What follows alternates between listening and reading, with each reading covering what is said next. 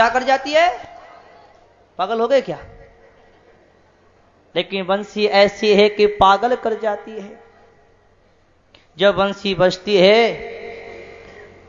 तो गैया और बछड़ा और मोर, पशु और पक्षी सब भगवान को आके चारों ओर से घेर लेते हैं।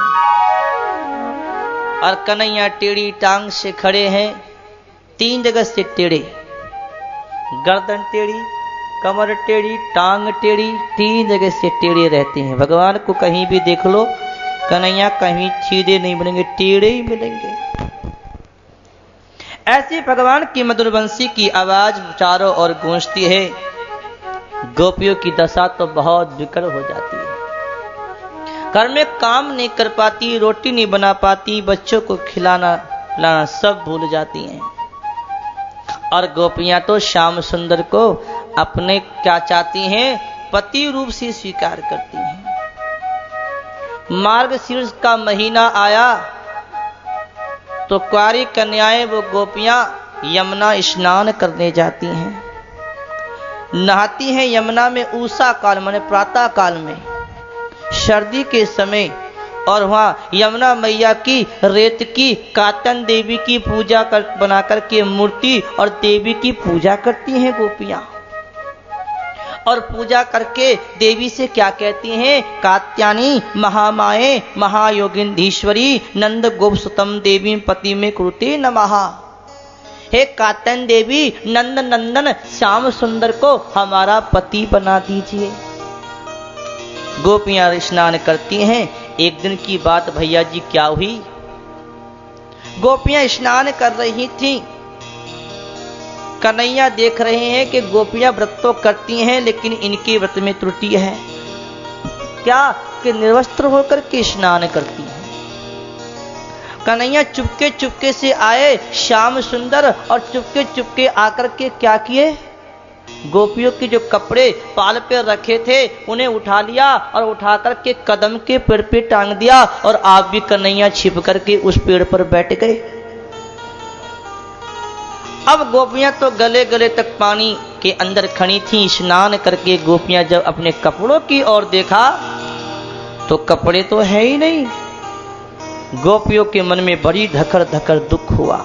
हे भगवान, अब के होसी, अब के होसी। बिना वस्त्र के तो हम पानी से बाहर भी नहीं आ सकती, अब घर कैसे जासी? के होसी। अब घबरा रही, इधर देखें उधर देखें, हाय कोई बंदर भी नहीं आया, कोई लंगूर भी नहीं आया, कपड़े कौन ले गया? और जब गोपियों ने ऊपर को देखा तो कदम के पेड़ पे कपड़े रखे हैं और कन्हैया वहीं बैठे हैं। गोपियां बोली, कन्हैया तुम यहां भी आ गए? कन्हैया कहते, गोपियों हम कहाँ नहीं है। कहाँ नहीं है? हरि व्यापक सर्वत्र समाना, सब जगह है। कन्हैया ज्यादा मजाक हंसी ठीक नहीं है, थोड़ी ठीक है।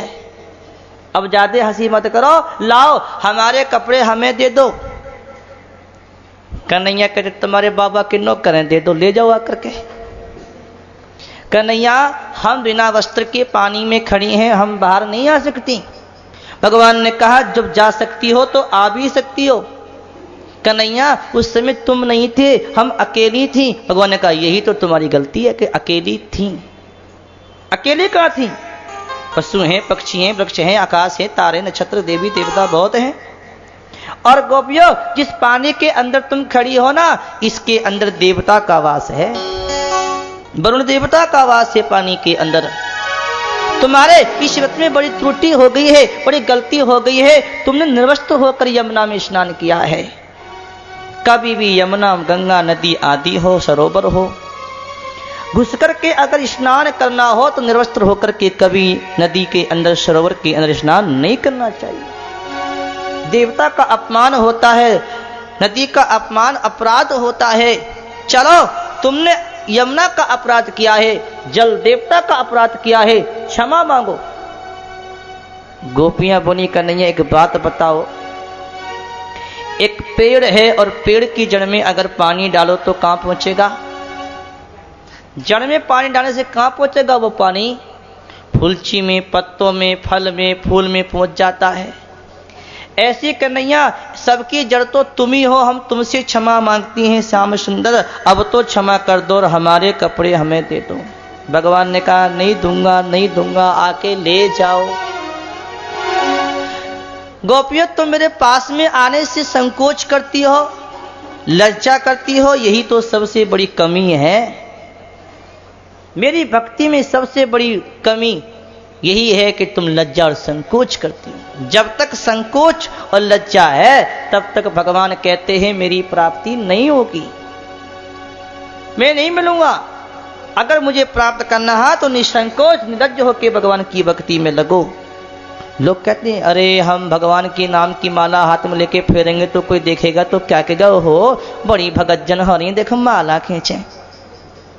और कोई और क्या सोचते हैं, मंदिर में जाएंगे तो कोई क्या देखा, हो बड़े भगत हैं, बड़े भगत हैं, देखो मंदिर में जा रहे हैं पूजा करने। संकोच में नहीं करते, लज्जा आवे। चोरी करते, डकैती बदमाशी करते, लज्जा नहीं आती।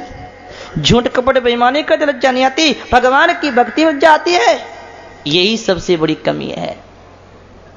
मीरा की देखो, मीरा के देवर राणा ने क्या कहा, राणा ने ए मीरा तू राजरानी है, हमारे इज्जत है, महलों की इज्जत है, तो इन बाबाजियों के साथ घूमती है, चल इन बाबाजियों को छोड़ दे। मीरा ने क्या कहा, मीरा ने कहा कि मैं सब कुछ छोड़ सकती हूं लेकिन दो को नहीं छोड़ सकती। एक तो गिरधर गोपाल को नहीं छोड़ सकती और एक संतों को नहीं छोड़ सकती। निसंकोच हो गई मीराबाई। और महाराज मीरा ने भगवान की लगन लगाई, किसी की परवाह नहीं करी, कोई कुछ कहो कहने दो। एक बात और कि संसार तो कुछ ना कुछ कहता ही रहेगा, संसार तो कहेगा, कोई भगत कहेगा, कोई भगत जन कहेगा, कुछ ना। संसार की ओर देखोगे तो भगवान कभी नहीं मिलेगा और भगवान की ओर देखो तो भगवान मिलेगा। संसार की ओर मत देखो, भगवान की लगन लगाओ।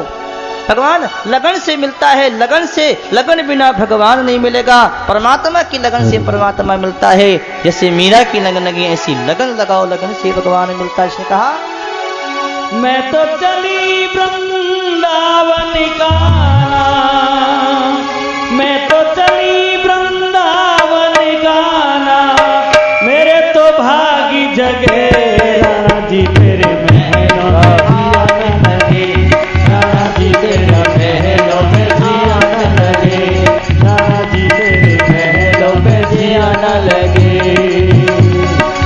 मैं तो चली वृंदावन गाना, मैं तो चली वृंदावन गाना, मेरे तो भागी जगे राणा जी तेरे महलों में जिया न लगे, राणा जी तेरे महलों में जिया न लगे, राणा जी तेरे महलों में जिया न लगे।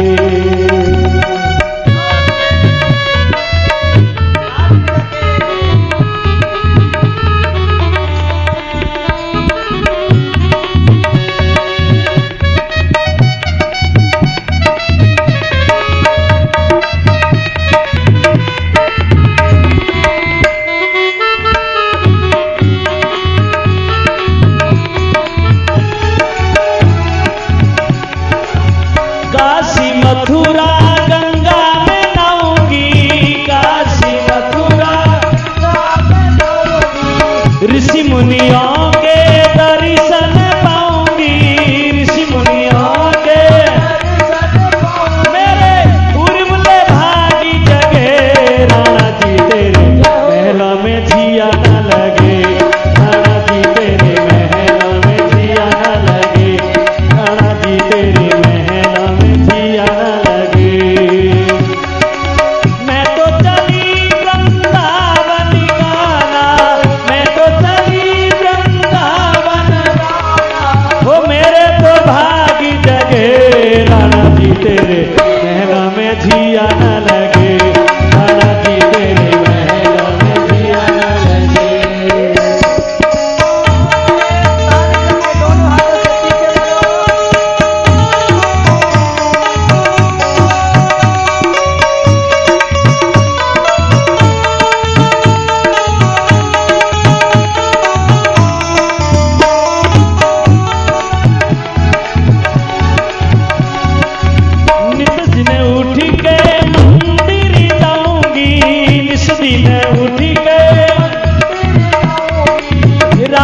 कृष्ण के दर्शन पाऊंगी, राधा कृष्ण के दर्शन पाऊं, मेरे अवगुण दूरी भगे, राणा जी तेरे महलों में जिया न लगे, राणा जी तेरे महलों में जिया न लगे।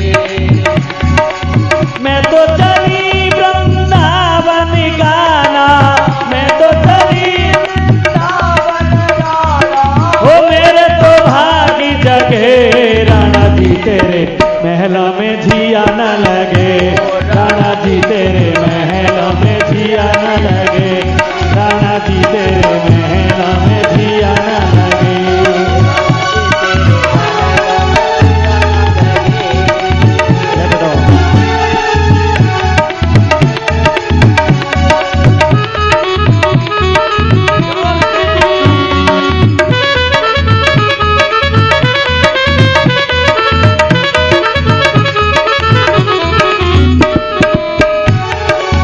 घास फूस की कुटिया बनाऊंगी, घास फूस की कुटिया बनाऊंगी, वो घास फूस की कुटिया बनाऊंगी, घास फूस की कुटिया बनाऊंगी, ओ मेरे ठाकुर को माही बैठाऊंगी, मेरे ठाकुर को हो आगे आगे तुलसी का बाग लगे, राणा जी तेरे महलों में जिया न लगे, राणा जी तेरे महलों में जिया न लगे, राणा जी तेरे महलों में जिया न लगे।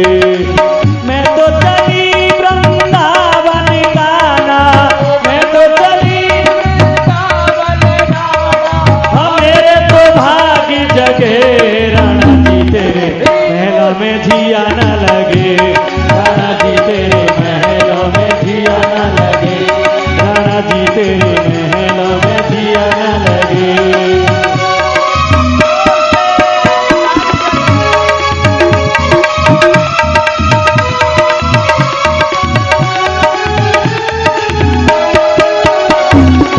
मीरा कहे प्रभु गिरिधर नागर, मीरा कहे प्रभु गिरिधर नागर, प्रेम भाव से भर दो मेरी गागर, प्रेम भाव से भर दो मेरी गागर, तेरे महलों में आग लगे, राणा जी तेरे महलों में जिया न लगे, राणा जी तेरे महलों में जिया न लगे, राणा जी तेरे महलों में जिया न लगे, राणा जी तेरे महलों में जिया न लगे। मैं तो चली वृंदावन गाना, मैं तो चली वृंदावन गाना, मेरे तो भागी जगे, राणा जी तेरे महलों में जिया न लगे, राणा जी तेरे महलों में जिया न लगे, राणा जी तेरे महलों में जिया न लगे, राणा जी तेरे महलों में जिया न लगे। बोलिए अनंत भगवान भगवान की जय हो। राणा जी तेरे महलों में जिया ना लगे, तेरे महलों में आग लगे, जय मैं तो चली वृंदावन राणा, तेरे महलों में आग लगे। ऐसी मीरा को लगन लगी और लगन से भगवान मिले, और भगवान मिला भगवान कैसे मिला कि भगवान में मीरा समा गई। पता लगा कि भगवान के मुख से धोती का छोर मिला। इसे कहते हैं लगन भगवान। ऐसी लगन लगे, लगन से भगवान मिलता है। इसलिए संसार की परवाह मत करो, परमात्मा की चिंता करो। परमात्मा मिलेगा उसकी आशा करो, उसका आशय रखो। गोपियों को भगवान कहते हैं, गोपियों तुम्हारे मन में संकोच है, मेरे पास आना नहीं चाहती, नहीं मिलूंगा। जब तुमने देवी की पूजा करके तुमने अपना तन मन धन सब कुछ मुझे अर्पण कर दिया, तो तुम्हारा अपना क्या है? शरणागति तो यही है कि सब कुछ छोड़ के भगवान के चरणों में आ जाओ, तभी तुम्हें मैं मिलूंगा। भगवान ने कहा तो गोपियों ने विचार किया कि बात तो ठीक ही है, अपना कुछ है ही नहीं, सब कुछ तो कन्हैया का है। और भगवान ने कहा तो सारी गोपियां पानी से बाहर आ गईं और अपने वस्त्रों को ले लिया, कपड़ों को पहना, संकोच और लज्जा को दूर कराया। और भगवान ने कहा गोपियों तुम्हारी मनोकामना पूर्ण होगी और तुम्हारी इस कामना को मैं राशि में पूरा करूंगा। भगवान कह कर के वहां से अंतर्ध्यान वहां से चले गए। गोपियां अपने घर चली आईं। और इसके बाद की बात ध्यान से सुनो, बड़ी सुंदर लीला है। भगवान गैया चरा रहे थे। गैया चराते चराते क्या हुआ, सखाओं को भूख लग गई और सखा बोले कन्हैया भूख लगी है। भगवान ने कहा पास में यमुना के किनारे ब्राह्मण यज्ञ कर रहे हैं, जाओ वहां से कुछ ले आओ। सखा गए, ब्राह्मणों से कहा ब्राह्मणों कुछ भोजन दे दो, कन्हैया आए हैं, बलराम आए हैं, भूखे हैं। कर्मकांड के अभिमानी वो ब्राह्मण नहीं समझ पाए भगवान को। अभिमान होगा तो भगवान समझ में नहीं आएगा। और सोचा कि अगर यज्ञ में से कोई वस्तु दे देंगे तो झूठी हो जाएगी।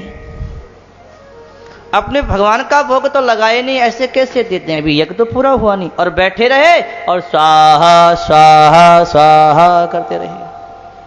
बालक चले आए, कन्हैया हमें तो कुछ भी नहीं दिया। भगवान ने कहा भैया भोजन कराने का काम तो माताओं का होता है, पुरुष लोग क्या जाने भोजन कैसे कराया जाए। भोजन करने का काम तो माताओं का होता है, माताओं के पास ब्राह्मणियों के पास जाओ। बालक दौड़े दौड़े ब्राह्मणियों के पास आए और बोले माताओं प्रणाम, देखो कन्हैया आए हैं, बलराम आए हैं, भूख लगी है, भोजन दे दो। ब्राह्मण पत्नी ने भगवान की लीलाओं को सुन रखा था, देखा नहीं था, और वो जानती थी कि परमात्मा ही अवतार लेकर के आए हैं। जब सुना कि न पास में आ गए हैं तो सारी ब्राह्मणियां बड़ी आनंदित हो गईं। कन्हैया आ गए, श्याम सुंदर आ गए, नारायण आ गए, दर्शन करेंगी। 4 प्रकार का भोजन तैयार किया। 4 प्रकार का भोजन कौन कौन सा होता है, भक्ष्य, भोज्य, लेहे और चोष्य। चबाकर खाने वाला भक्ष्य और कहते हैं निगलने वाला भोज्य, लेहे माने चाटने वाला, चोष्य चूसने वाला। 4 प्रकार के भोजन तैयार करके चली तो एक ब्राह्मण ने अपनी पत्नी को जाने नहीं दिया। देखो ध्यान से सुनना, बड़ी प्रेम की लीला। आहा, अगर आप ध्यान से सुनो तो बड़ो प्रेम आवे। एक ब्राह्मण ने अपनी पत्नी को जाने नहीं दिया, मेरी आज्ञा के बिना तू नहीं जा सकती, और अपने कमरे में बंद कर दिया। लेकिन वो तो भगवान की बड़ी भगत थी, रात दिन परमात्मा का ध्यान करती थी। कमरे में बंद किया, भगवान से मिलने की इतनी लगन लगी, इतनी व्याकुलता बढ़ी, इतनी बेचैनी बढ़ी कि उसकी प्रारब्ध ने, उसकी व्याकुलता ने उसके प्रारब्ध को काट दिया। शरीर को छोड़ करके सबसे पहले भगवान का दर्शन किया। बोले भक्तवत्सल भगवान की।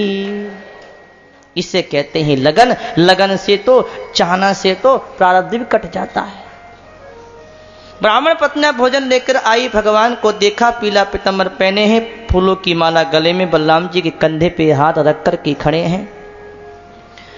ब्राह्मण पत्नियों को देख कर के भगवान ने स्वागत किया और कहा कि हे महाभाग्यवती देवियों, स्वागत है, स्वागत है, जाओ, तुम्हारा भोजन मैंने देख लिया, पा लिया, तुमने मेरा दर्शन कर लिया, अब जाओ अपने अपने घर चली जाओ। तुम्हारे पति देवता यज्ञ कर रहे हैं, पत्नी के बिना यज्ञ नहीं होगा।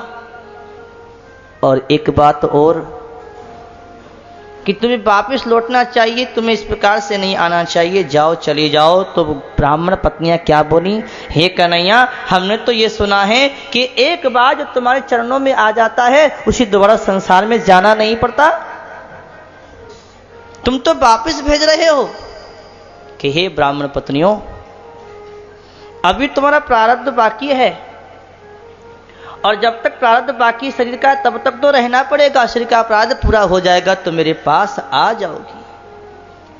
ब्राह्मण पत्नियां बोली कि हे स्वामी, हम अपने पति के बिना आज्ञा के तुम्हारे यहाँ चली आई, हमारे पति हमें घर में घुसने नहीं देंगे, मार के भगा देंगे, हम बिना आज्ञा के आई हैं।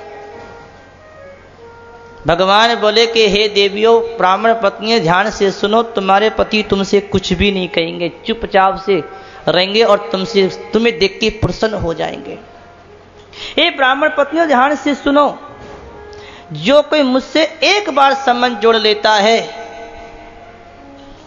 बस उस पे सारा संसार कृपा करता। जहां पर कृपा राम की होई और ता पर कृपा करई सब कोई। इस पे राम जी की कृपा होती है, उस पे सब कोई कृपा करते हैं। जाओ चली जाओ, तुम्हें भगवान कहते हैं कि तुम्हारे पति देवता स्वागत करेंगे। ब्राह्मण पत्नियां आई और भगवान ने प्रेम का वरदान दे दिया। जब ब्राह्मण ने अपनी पत्नियों को देखा तो उनको देखते ही उनका अभिमान टूट गया और भगवान का ज्ञान हो गया और धिक्कारे, अपने आप को धिक्कार है, धिक्कार है, धिक्कार है इस ब्राह्मणत्व को, धिक्कार है इस कर्मकांड को, जिसके अभिमान में आकर के हम भगवान को भूल गए, भगवान को याद नहीं किया। धन्य है, धन्य है, हमने तो भगवान को नहीं पहचाना, लेकिन हमारी पत्नियों ने तो भगवान को पहचान लिया। इनकी भक्ति से हमारा भी कल्याण हो जाएगा, ऐसे कह दिया। और उसके बाद में क्षमा याचना करी। ब्राह्मण पत्नियां आई, यज्ञ किया। अंत में ब्राह्मण पत्नियों ने परमात्मा का भजन करके परमात्मा को प्राप्त किया। बोलिए नंदकंद भगवान की, भगवान की। सुखदेव जी कहते हैं कि हे परीक्षित, एक सुंदर लीला आ रही है, ध्यान से सुनना, बड़ी चौकी लीला है। एक दिन की बात, सारे गोप गोपियां ब्रजवासी अपने घर की सजावट कर रहे हैं, बढ़िया बढ़िया पकवान बना रहे हैं, बड़े घर की गलियों की सफाई शुद्धि हो रही है और गोपियां अपने अपने घर के अंदर बढ़िया बढ़िया पकवान बना रही हैं। कन्हैया ने पूछ लिया बाबा कि हाँ बेटा, बाबा ये सब क्या हो रहा है, तैयारी हो रही है, क्या कोई उत्सव है, क्या कोई मेला है? नंद बाबा ने कहा कन्हैया, हमारे यहाँ वर्षों से इंद्र की पूजा होती आई है, हम इंद्र की पूजा करने की तैयारी कर रहे हैं। बाबा इंद्र की पूजा क्यों करते हैं? बेटा कन्हैया, इंद्र की पूजा करेंगे तो बारिश करेगा, बारिश होगा तो अन्न होगा और अन्न होगा तो प्रजा का पालन होगा। वो हमें अन्न देता है, बारिश करता है। कन्हैया बोले पिताजी, कोई किसी को कुछ नहीं देता। इंसान, ये जीव अपने कर्म से जन्मता है और कर्म से मरता है और सुख और दुख अपने कर्म से पाता है। क्या कोई किसी के कर्म को बदल सकता है? नहीं बदल सकता। पिताजी आप ध्यान से सुनो, ब्राह्मण अपने कर्म से पाता है, क्षत्रिय अपने कर्म से पाता है। हमारा कर्म हमें अपना सुख आराम दुख देता है, इसको सुधारो। देखो पिताजी, हम कोई नगर के वासी तो है नहीं, हम जंगल के वासी। ब्राह्मण हमारे देवता हैं, गौ माता हमारी देवता है। हमारी गैया गिरिराज की पहाड़ की घास खाती हैं, दूध देती हैं, दही बेचते हैं, तब हमारा निर्वाह होता है। हमारे देवता तो गिरिराज हैं, हमें गिरिराज की पूजा करनी चाहिए। उस अभिमानी इंद्र की पूजा करते हो जो कभी आया नहीं, दर्शन दिया नहीं, कभी तुम्हें दर्शन दिया कि ना? तो क्या पूजा करते हो, क्यों अभिमान बढ़ाते हो? मेरी बात मानो पिताजी, उसको छोड़ो, अभिमान मत बढ़ाओ उसका। मेरी बात मानो, अपने गिरिराज की पूजा करो। गिरिराज हमारे भगवान देवता हैं। ऐसी जब बातें समझाई तो सारी बात कन्हैया की सुनी ब्रजवासियों ने और समझ में आ गई। कन्हैया ठीक कहवे, कन्हैया की बात मान लो भाई, चलो चलो, जो कन्हैया कहता है भाई ठीक है। अब तो गिरिराज महाराज की पूजा करेंगे। इंद्र की पूजा बंद कर दी और पूजा बंद करके सबने बढ़िया 56 प्रकार का भोग तैयार किया ब्रजवासियों ने, और तैयार करके महाराज पूजा करने चले। क्या क्या बनाया है? खीर, खीर देखिए ना, केसर डाल करके खाइए। अच्छा आज ही खा के आए? बोलिए नंदकंद भगवान की। खीर खाई है, बिना पानी के दूध की खीर बनाई केसर डाल करके, और हलवा सीरो काय का, बादाम को बड़ी सुंदर हलवो बनाया। मूंग की दाल पुआ पूरी कचौड़ी आदि सब बनाए। कहने का अर्थ यह है कि 56 प्रकार की भोग की सामग्री तैयार करके और सारे ब्रजवासी अपना अपना भगोना बैलगाड़ी में रख लिया और पूजा करने चल दिए। चले गए, गाते बजाते बड़े प्रेम से जा रहे हैं। 7 कोस के गिरिराज की परिक्रमा करी और परिक्रमा करके 7 कोस की गिरिराज की पूरी 7 कोस की गिरिराज की परिक्रमा और कहते हैं उनकी पूजा करी, अभिषेक किया और बड़े बड़े भगोना उतार कर के गिरिराज के सामने रख दिए। तुलसी डाल दी, घंटी हिला दी और बड़े हाथ जोड़ के खड़े होकर कहा, कन्हैया ए कन्हैया, तू तो कहता था कि तेरा देवता साक्षात प्रकट होकर भोग लगाएगा। अल्लाह कहाँ है तेरा देवता? अभी तो आया नहीं। भगवान देखे कि अब देवता कहाँ से लाऊं, मुझे देवता बनना पड़ेगा। एक रूप से भगवान इधर खड़े रहे और एक रूप से भगवान गिरिराज के ऊपर 4 भुजा से प्रकट हो गए। गिरिराज महाराज की जय। शंख चक्र गदा पद्म 4 भुजाधारी नारायण ही परमात्मा ही भगवान 4 भुजा से गिरिराज के ऊपर प्रकट होकर के खड़े हो गए। सारे ब्रजवासी देखे, अरे राम, लगे तो ऐसा है जैसे कन्हैया हो, अंतर इतना है कि इसकी 2 भुजा अपने की 2 भुजा है और इसकी गिरिराज की तो 4 भुजा है। चलो गिरिराज प्रकट हो गए, अपने क्या भोग लगाओ। सारे गजवासी भगवान के रूप को देख रहे हैं, भोग लगा रहे हैं, पूजा कर रहे हैं और कैसे कह रहे हैं, बड़े प्रेम से गा रहे हैं। तेरी सब चिंता मिट जाए, पूजा गोवर्धन की कर ले। तेरी सब चिंता मिट जाए, पूजा गोवर्धन की कर ले। तेरी सब चिंता मिट जाए, पूजा गोवर्धन की कर ले। तेरी सब चिंता मिट जाए, पूजा गोवर्धन की कर ले। गोवर्धन की कर ले पूजा, गिरिराज की कर ले। गोवर्धन की कर ले पूजा, गिरिराज की कर ले। तेरी सब चिंता मिट जाए, पूजा गोवर्धन की कर ले। तेरी सब चिंता मिट जाए, पूजा गोवर्धन की कर ले। तू 7 परिक्रमा कर ले, तू मानस गंगा नाले। तू 7 परिक्रमा करके तू मानस गंगा धाले। तेरा पाप सभी मिट जाए, पूजा गोवर्धन की कर ले। तेरा पाप सभी कट जाए, पूजा गोवर्धन के कर ले। तेरी सब चिंता मिट जाए, पूजा गोवर्धन की कर ले। तेरी सब चिंता मिट जाए, पूजा गोवर्धन की कर ले। मस्तक पर मुकुट बिराजे, कानों में कुंडल राजे। मस्तक पर मुकुट बिराजे,